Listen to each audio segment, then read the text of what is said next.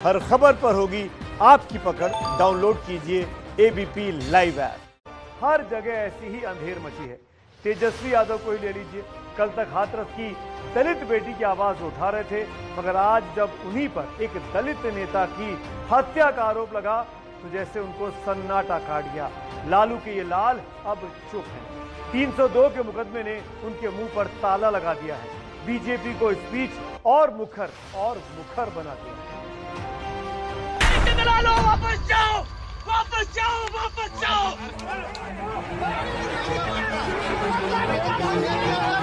बेटियों के सम्मान में भाजपा मैदान में अखिलेश यादव जिंदाबाद, अखिलेश यादव जिंदाबाद। आज राजस्थान में महिलाओं की हालत इतनी खराब है कि एक महिला है वो प्रशासन तक, थाने तक नहीं पहुंच पा रही है। इतनी बड़ी घटना हुई है हाथरस में, रमन सिंह जी ट्वीट क्यों नहीं कर रहे हैं? और एक छोटी घटना कोई हो गई बलरामपुर में, यहाँ छत्तीसगढ़ में, वो सिर्फ छत्तीसगढ़ सरकार की आलोचना के अलावा दूसरा कोई काम नहीं कर रहे हैं।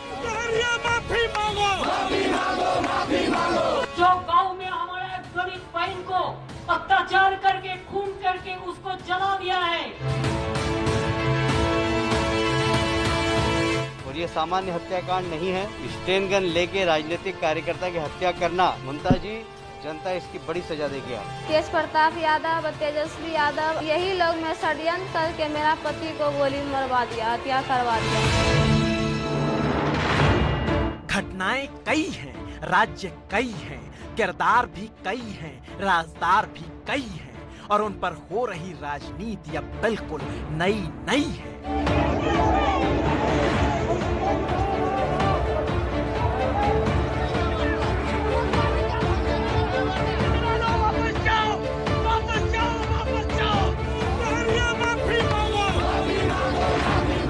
क्योंकि अब की राजनीति की रवायत बदल चुकी है। राजनीति में मुद्दों को उठाने और गिराने की कवायद बदल चुकी है। कैसे कैसे लोग, राजनीतिक दलों के लोग, विभिन्न संगठनों के लोग किस तरीके से दंगा कराने पे उतारू थे। और इस बदली हुई रवायत में बलात्कार पर राजनीति तो होगी, मगर वो तब होगी जब विरोधी दल की सत्ता वाला राज्य हो।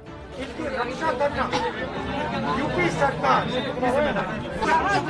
न्याय होगा, हम वहाँ पहुँच के उस अन्याय के खिलाफ लड़ेंगे। कल मैं यूपी में था, उधर हिंदुस्तान की एक बेटी को मार दिया गया और जिन लोगों ने मारा उनके खिलाफ कोई कार्रवाई नहीं हुई।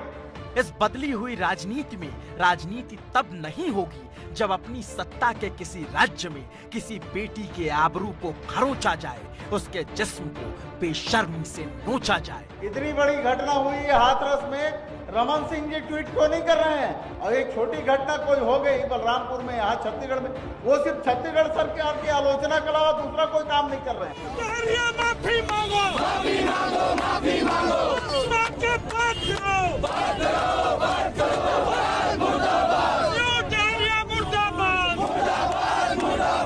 कह रहे हैं हाथरस में जो बलात्कार की घटना हुई, सामूहिक गैंगरेप की घटना हुई, वो बड़ी है। और छत्तीसगढ़ के बलरामपुर जिले में एक नाबालिग के साथ अनाचार होता है तो उसे कह रहे हैं ये छोटी घटना है। राजस्थान शांत प्रदेश था, गहलोत जी के राज में राजस्थान सर्वाधिक अपराधग्रस्त राज्यों में शुमार हो गया।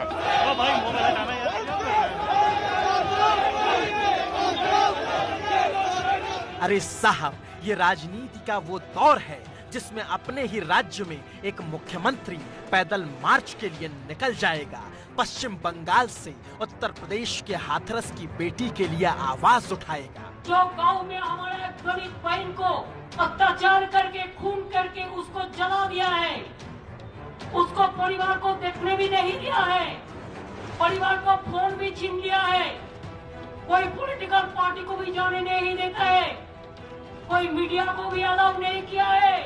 और जब इलेक्शन हो जाता है, दलितों का ऊपर सबसे ज्यादा अत्याचार होता है। मगर उस मुख्यमंत्री के राज में जब रक्त चरित्र की लकीर खींच दी जाए,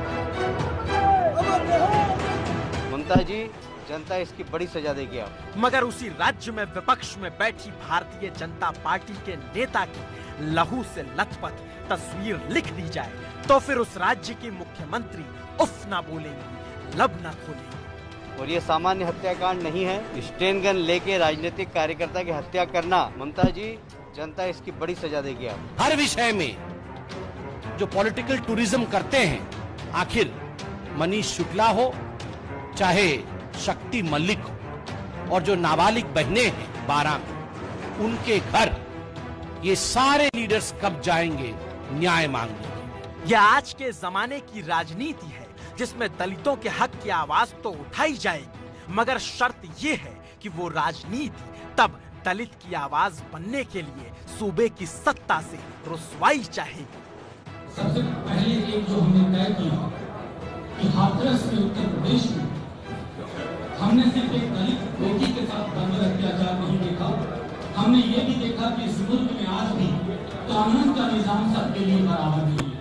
मगर जब एक दलित की हत्या उसी के राज्य में हो जाए, आरोप उसी की पार्टी के सबसे बड़े 2 नेताओं पर लग जाए, तब इसी राजनीति का हिस्सा एक दलित के इंसाफ की आवाज को दुष्प्रचार बताएगा। दुनिया का सारा आरोप तो लालू प्रसाद जी के परिवार पर लगाया जाता है। इसके बाद भी सबसे बड़ी पार्टी लालू प्रसाद जी। इस आरोपों में कहीं कोई अनर्गल बेतुका है, इसमें कहीं कोई सच्चाई नहीं है। और ऐसे में हमें ये कहने से कतई गुरेज नहीं है कि राजनीति का ये दोगलापन है, दोहरा चरित्र है, और असल सच्चाई ये कि आज की राजनीति का यही सत्य चरित्र है।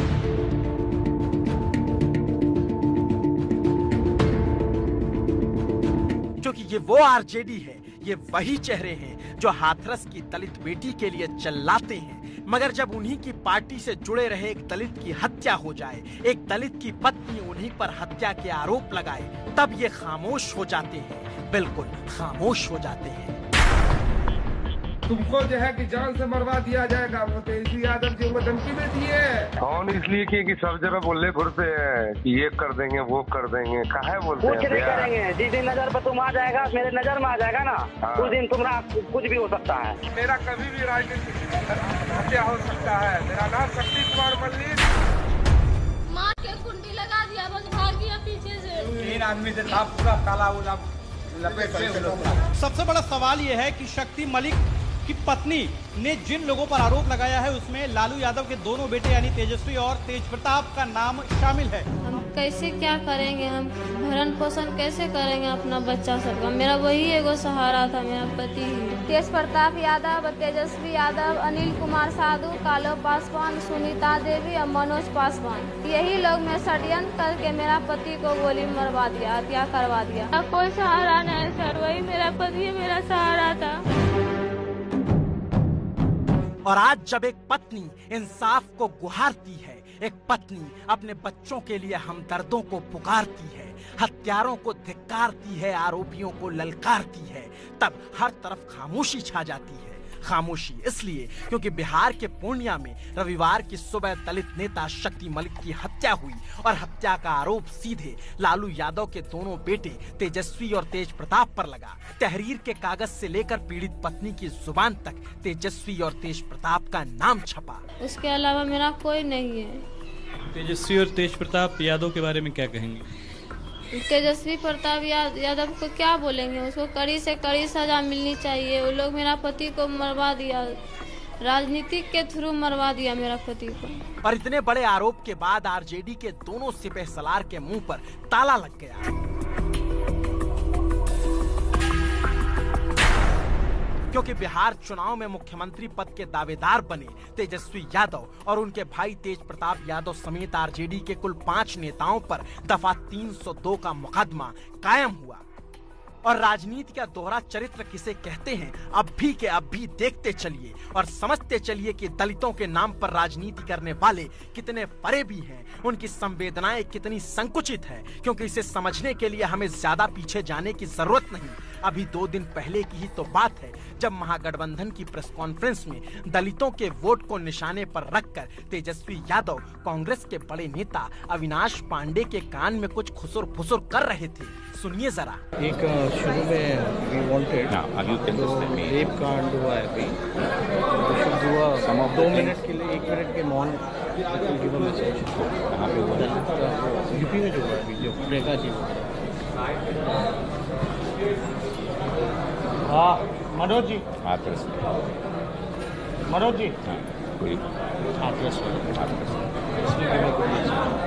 दलित परिवार मनोज जी 1 मिनट शुरुआत कर। सुना आपने कैसे हाथरस की दलित बेटी की चिंता में तेजस्वी यादव मौन का प्लान बना रहे थे। एक शुरू में वी वांटेड तो रेप कांड हुआ है अभी हुआ 2 मिनट के लिए 1 मिनट के मौन मैसेज कहाँ पे हुआ यूपी में जो हुआ अभी जो प्रियंका जी और इसके लिए सांसद मनोज झा को बुलाया जाता है और कहा जाता है आप मौन का ऐलान कीजिए, आज हम दलितों के आलम बरदार बनेंगे। और फिर वो ऐलान करते हैं उस पीड़ित परिवार और अपने मुल्क की संवेदनाओं को फिर से जिंदा रखने के लिए मैं तमाम साथियों से आग्रह करूंगा अपनी अपनी जगह पे खड़े होकर के 1 मिनट का मौन।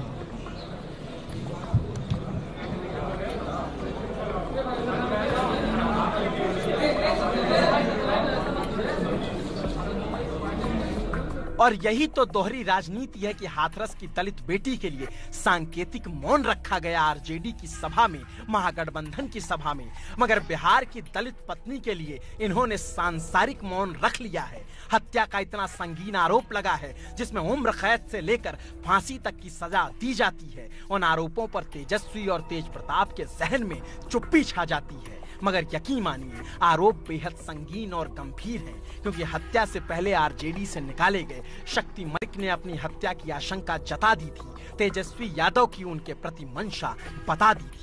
मेरा कभी भी राजनीतिक हत्या हो सकता है। मेरा नाम शक्ति कुमार मल्लिक। अगर तुम अपना आवाज उठाने का काम करोगे या अपना समाज को तुम एक करने का काम करोगे तो तुमको जो है कि जान से मरवा दिया जाएगा। वो तेजस्वी यादव जी वो धमकी में दिए।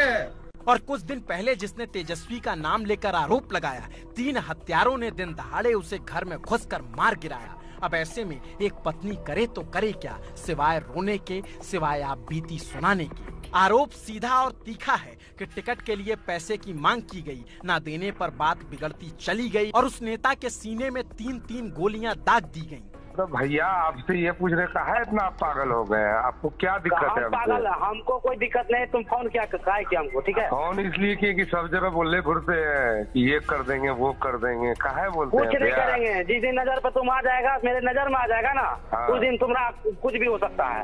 आरजेडी के कालू पासवान नाम के नेता ने शक्ति मलिक को धमकी दी थी। मरने से पहले वो तेजस्वी यादव का नाम ले गए थे, मगर आश्चर्य की बात है कि अब तक न किसी आरोपी की गिरफ्तारी हुई, न धरपकड़ सरकारी हुई और अब बीजेपी को हमला करने का मौका मिल गया है। बिहार की जनता की ओर से, भारत की जनता की ओर से तेज प्रताप जी और तेजस्वी जी से सवाल पूछता हूं।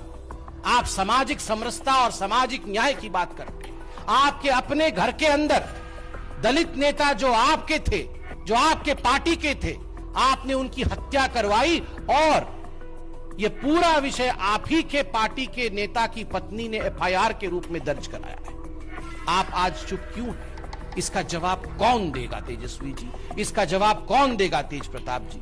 वाकई आज तेजस्वी खामोश हैं, लाखों की मांग पर खामोश, हत्या के इल्जाम पर खामोश, और उनकी ये खामोशी संदेह को बढ़ाती है। तेजस्वी तेज प्रताप को संदेह के घेरे में लेकर आती है और समूची पार्टी बचाव की मुद्रा में चली जाती है। आप मेरी बात सुनिए, यू आर मर्जिंग 2 इश्यूज।